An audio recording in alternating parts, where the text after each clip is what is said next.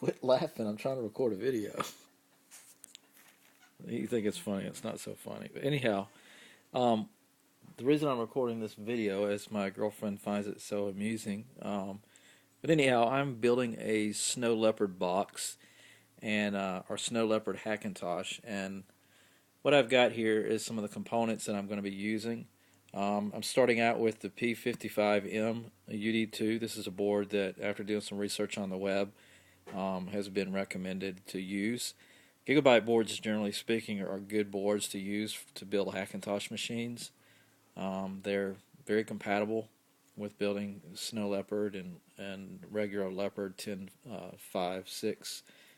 And I've built some in the past, not with this specific motherboard, but with others, specifically the EP45 UD3P, which is a good board.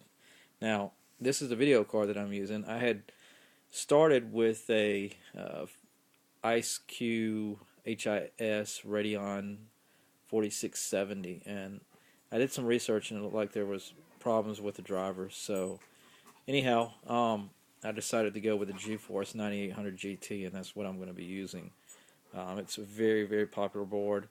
I mean, a popular video card, and that's what a lot of people are using.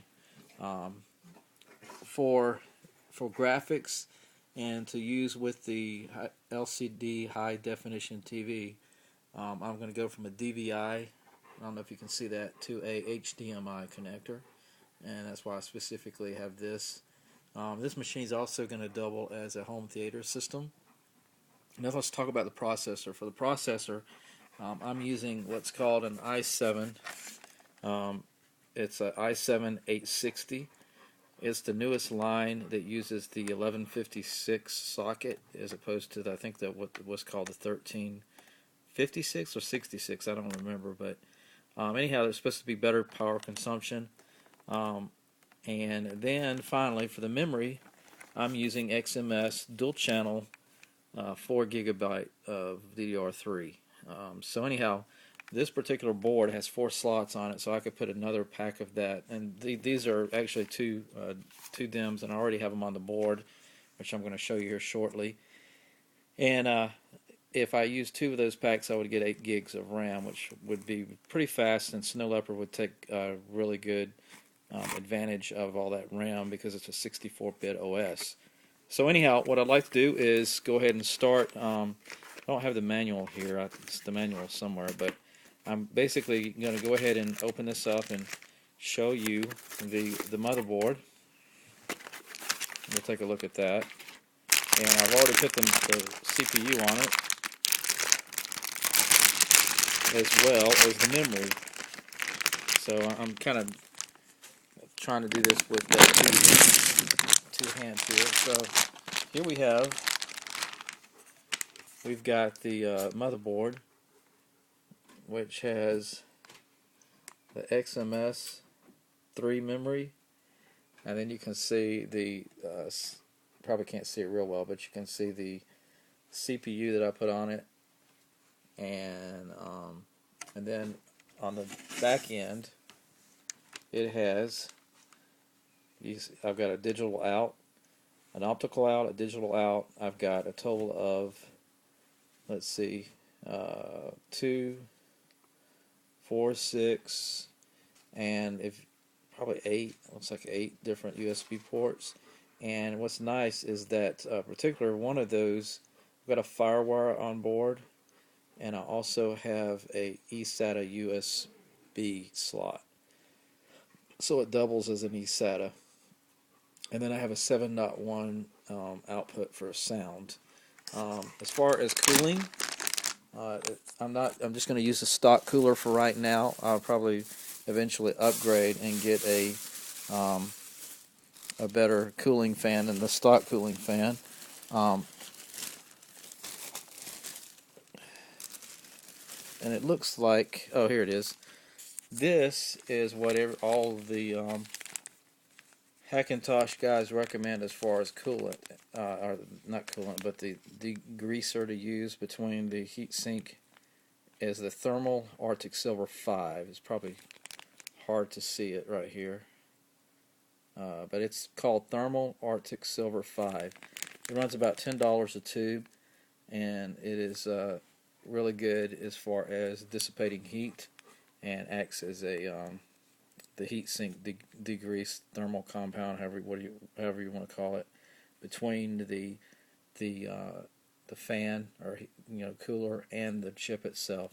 So anyhow, as far as price, let's talk about the price on each of these components. This was $10. I paid for the thermal compound.